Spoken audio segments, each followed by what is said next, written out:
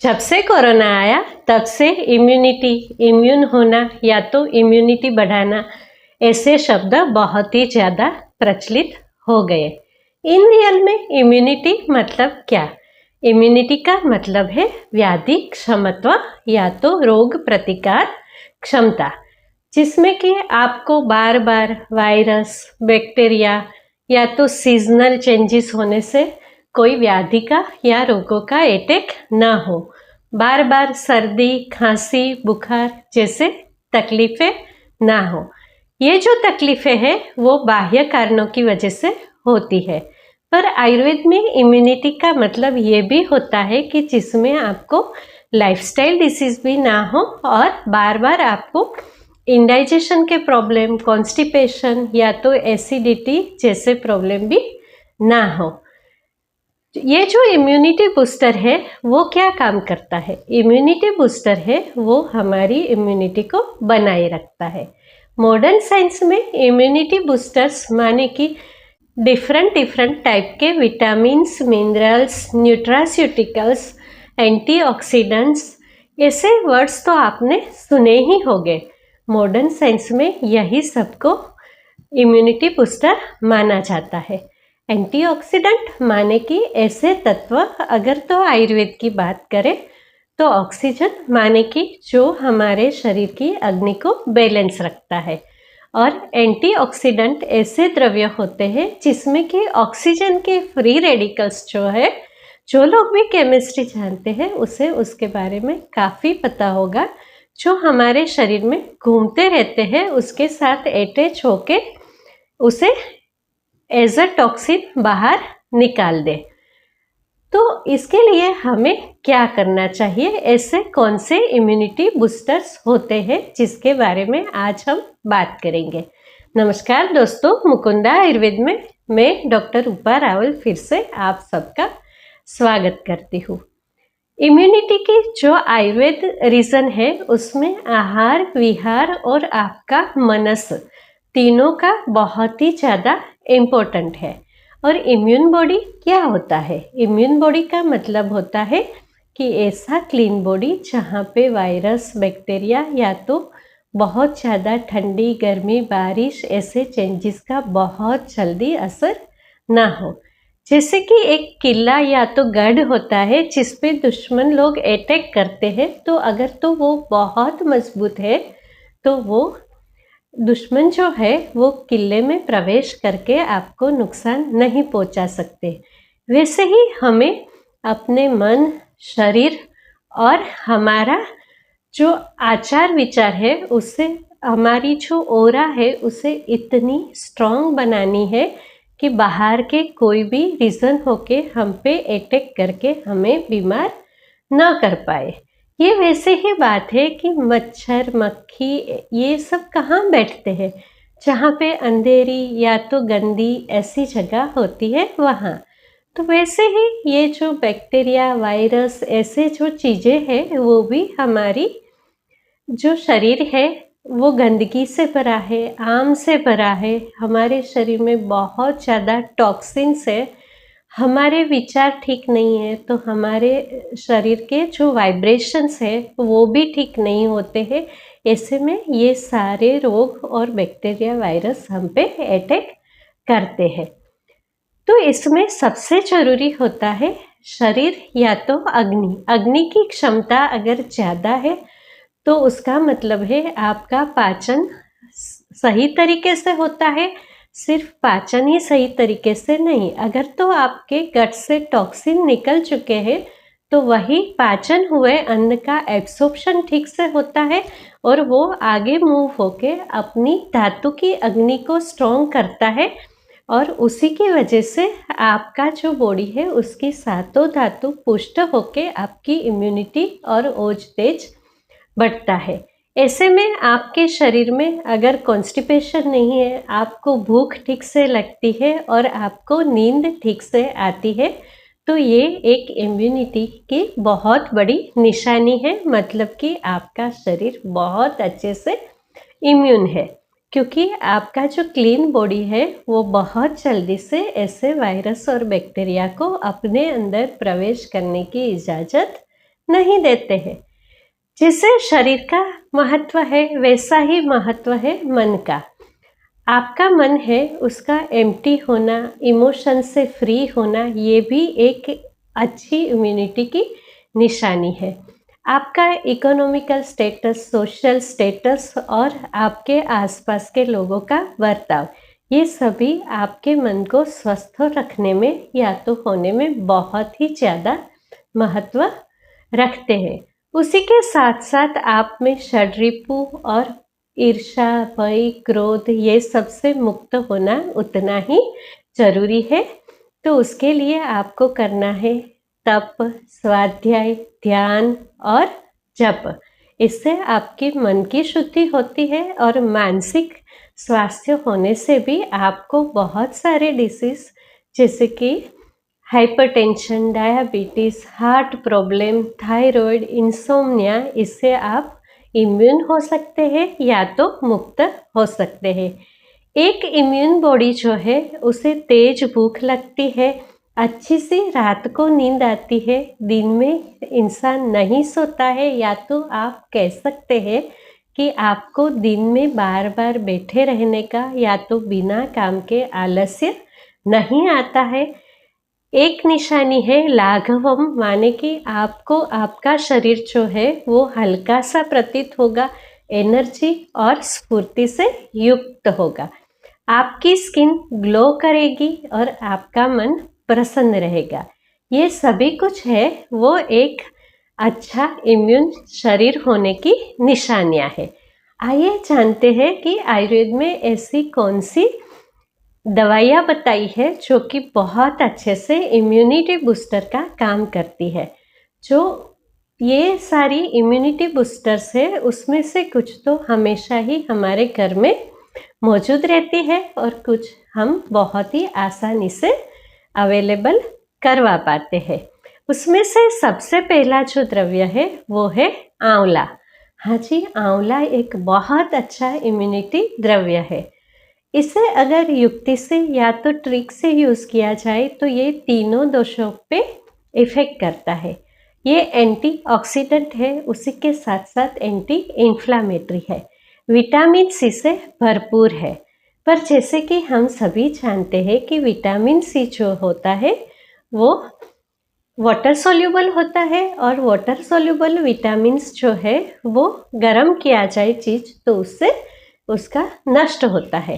पर आंवला एक एकलौता द्रव्य है जिसे कि गर्म करने से भी उसमें विटामिन सी जो है वो वैसे का वैसा ही रहता है, आपके शरीर को ये इफ़ेक्ट करता है, जिसके बारे में हजारों साल पहले हमारे आयुर्वेद के आचार्यों को पता था। आंवला में एक एक्टिव इंग्रेडिएंट होता है जिसका नाम है एम्बिलेकेनिन A&B। आंवला के जो न्यूट्रास्यूटिकल्स है उसमें ये मुख्य रूप से पाया जाता है। बहुत सारे रिसर्च में ये प्रूव हुआ है कि आंवले को गर्म करने के बाद भी उसका विटामिन जो है वो नष्ट नहीं होता है। तो आंवले को पूरे साल कैसे खाया जाए, क्योंकि आंवला तो सिर्फ कुछ ही सीजन में आता है, तो उसे आप कैसे खा सकते हैं। वैसे तो हमारे आयुर्वेदाचार्य ये कहते हैं कि जैसे आप विंटर में आंवला का रस पीते हैं ये बिल्कुल ही उचित नहीं है, क्योंकि वो आंवले का अपक्व रस होता है या तो अपक्व फल होता है। होली के आसपास आंवले के पेड़ पे आंवले का फल जो है वो पक जाता है, उसके बाद ही उसमें से बहुत सारी रेसिपीज बनाई जाती है जिससे कि ज़्यादातर समर में यूज़ किया जाता है। हाँ जी, आंवल की रसायन, धात्री रसायन और आंवले का मुरब्बा, आंवले का जाम या तो हमारा फेमस च्यवनप्राश, ये सभी आपको उसी समय पे निर्मित करना चाहिए और बाद में उसका समर में यानी कि गर्मियाँ बहुत होती है तब उसका उपयोग करना चाहिए। उसी के साथ साथ अभी ये मॉनसून है तो आपके शरीर को शुद्ध करने के लिए त्रिफला जो कि 3 फलों से बना है जिसमें आंवला मुख्य है, उसका आप यूज़ कर सकते हो। और ठंडियों में आप च्यवनप्राश खा सकते हो, क्योंकि ठंडियों में च्यवनप्राश खाने का इसीलिए महत्व है कि इसमें बहुत सारे एंटी इन्फ्लामेटरी और उष्ण प्रकृति वाले औषध मिले हुए होते हैं। तो आंवला और मिश्री का जो शीतलपन है या तो शीतलता है, वो आपके शरीर को ज़्यादा इफेक्ट नहीं करती है। उसी के साथ साथ धात्री रसायन करके एक बहुत अच्छा औषध है, जिसका सेवन आप रोज सुबह सुबह कर सकते हैं। ये सभी ऐसे एडिटिव्स हैं जो कि आपके शरीर में माइक्रोन्यूट्रिएंट को बढ़ा के आपके शरीर को बहुत ही ज़्यादा इम्यून बनाता है। हमारा दूसरा जो इम्यूनिटी बूस्टर है, जिसका नाम है टर्मरिक, हल्दी या तो हळद। ये जो है वो एक ऐसा इम्यूनिटी बूस्टर है जो कि हर घर में पाया जाता है और एवरीडे हम इसका उपयोग करते हैं। हल्दी में करक्यूमिन नाम का एक एक्टिव इंग्रेडिएंट होता है जो कि फैट सोल्यूबल है, जिसके बारे में हमारी मम्मी, नानी, दादी को बहुत अच्छे से पता था। इसीलिए वो जब भी हमें हल्दी खिलाती थी तो या तो दाल, सब्जी, इसमें छोंक में ऑयल या तो घी के साथ हल्दी को मिलाया जाता था। और अगर तो किसी को घर में सर्दी, बुखार, खांसी है तो हल्दी और गुड़ की घी के साथ गोली बना के दिया जाता था। उन लोगों को बहुत अच्छे से पता था कि हल्दी के साथ साथ कोई ऑयली सब्सटेंस होना बहुत ही ज़्यादा ज़रूरी है। उसी के साथ साथ हमारा गोल्डन मिल्क, जो कि हमारे शरीर के लिए बहुत ही ज़्यादा फायदेमंद है। वैसे भी आयुर्वेद में कहा है कि वासरांते पिबेत दुग्धम, मतलब कि दिन में निवृत्त होने के बाद रात को सोने के समय आपको गाय का दूध जरूर से पीना चाहिए। यही गाय का दूध जो है उसमें थोड़ी सी हल्दी मिला के लिया जाए तो ये सबसे अच्छा इम्यूनिटी बूस्टर बन सकता है। ये हल्दी जो है उसमें एंटी इन्फ्लामेटरी और एंटी ऑक्सीडेंट भर भर के होता है। हमारे शरीर में ये उष्ण और रुक्ष होने से जो बुरे प्रकार का या तो बढ़ा हुआ कफ है उसे ये कम करता है। उसी के साथ साथ ये वायु को भी कम करता है, हमारी जठराग्नि को प्रदीप्त करके ये हमारे शरीर को रुष्ट पुष्ट बनाता है। और आगंतुक जो डिसीज है या तो ऐसे सीजनल डिसीज है, इससे हमें बचाए रखता है। यूँ तो हम हल्दी के बारे में बहुत कुछ बोल सकते हैं, पर आज हम और भी इम्यूनिटी बूस्टर के बारे में बात करेंगे।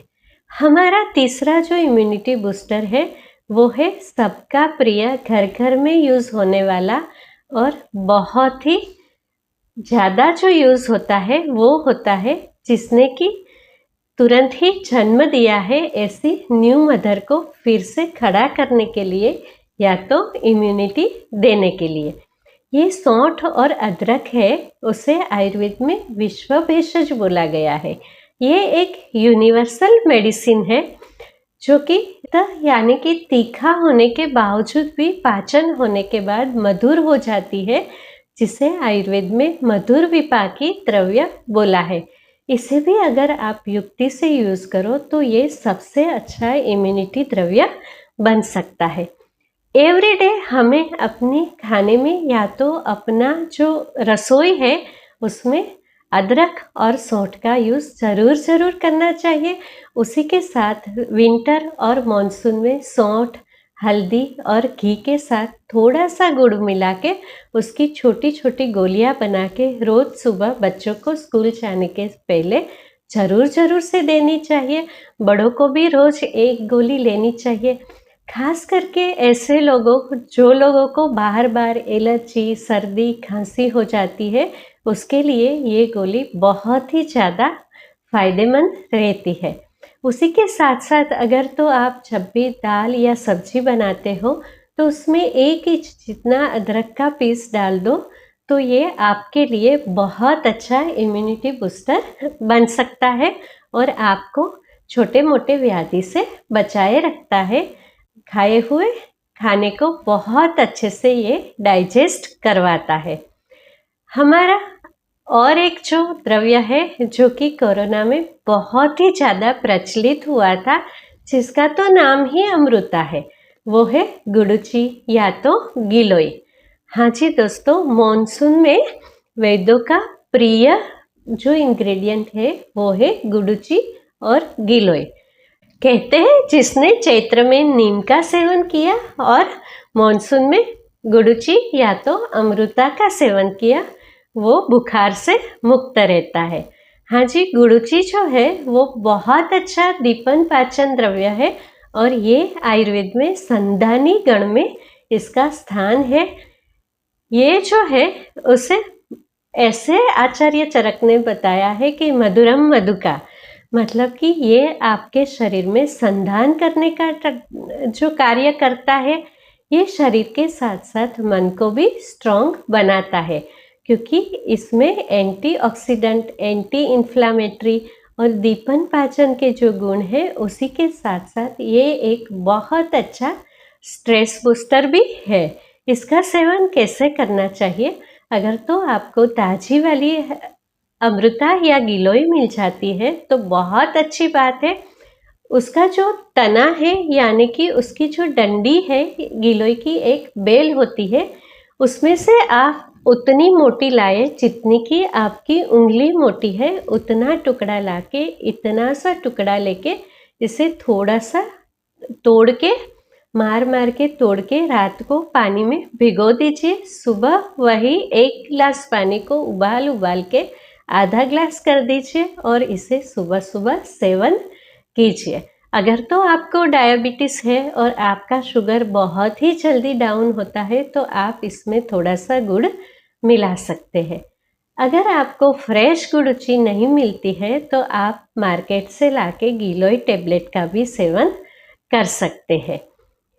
ये जो गिलोय है वो मॉनसून में बड़े ही आसानी से मिल सकती है, तो आप इसका सेवन कीजिए और आगे जो भाद्रपद महीने में पित्त का उत्क्लेश होके बार बार बुखार आता है, जिसे कि आजकल लोग कहते हैं कि मच्छर काटने की वजह से बुखार आया, ये भी उसी को आता है जिसकी की इम्यूनिटी कम होती है। तो ये सब में गुडुचि बहुत अच्छा फायदा करती है। डेंगू जैसे बुखार में गुडुचि और उसके पत्ते जो है वो कम हुए प्लेटलेट को फिर से बैलेंस करने में बहुत ज़्यादा महत्व रखते हैं। उसमें आप गुडुचि और हल्दी का काढ़ा बना के ले सकते हैं। उसी के साथ साथ जो लोगों को चिकनगुनिया हो गया है, जिसकी वजह से उसे जॉइंट पेन बार बार रहता है, हड्डियों में स्वेलिंग रहता है और वो लोग बड़े ही परेशान हो जाते हैं, ऐसे लोगों को चाहिए कि गुडुचि और हरितकी का काढ़ा बना के ले। ये उसके लिए बहुत ही आशीर्वाद स्वरूप साबित हो सकता है। 5वां जो द्रव्य है इम्यूनिटी बूस्टर, जो कि मेरा बहुत ही ज़्यादा प्रिय द्रव्य है, वो है यष्टिमधु। यष्टिमधु बहुत सारे वैद्यों का प्रिय द्रव्य है। मैं उसे एक सेक्रेड मेडिसिन बोलती हूँ, जो कि मधुर है, संधानी गण में है, स्किन के लिए फायदेमंद है, पित्त को शमन करते हुए त्रिदोष का शमन करता है। मतलब कि उसके लेने से आपको एसिडिटी, अल्सर होता नहीं है, बल्कि अगर तो आपको एसिडिटी, अल्सर है तो ये इसे कम करता है। ये आपकी त्वचा पे बहुत अच्छे से काम करता है। उसी के साथ साथ आपकी आँखें, बाल और आपकी डाइजेस्टिव सिस्टम पे ये फैंटास्टिक वर्क करता है। उसी के साथ साथ इसका एक ऐसा गुण है कि जिसका बॉडी जो है वो बहुत ही जल्दी डिहाइड्रेट हो जाता है, उसके सेल लेवल पे जाके ये इतना रिपेयरिंग करता है, क्योंकि ये एक स्निग्ध द्रव्य है, तो बहुत ही ज़्यादा नज़ाकत से या तो नाजुकी से आपके शरीर पे काम करता है। मैं तो ये कहती हूँ कि मैं कहीं भी जाती हूँ तो मेरे पर्स में एक चीज़ ज़रूर होती है, वो है यष्टिमधु। अगर तो आपको कट्स या वुंड्स हो गए हैं तो उस पर आप लगा दो, ब्लीडिंग को ये बहुत ही जल्दी से बंद करता है। उसी के साथ साथ आपके मुंह में छाले हो गए हैं तो ये छाले को भी वो जल्दी से हील करवाता है।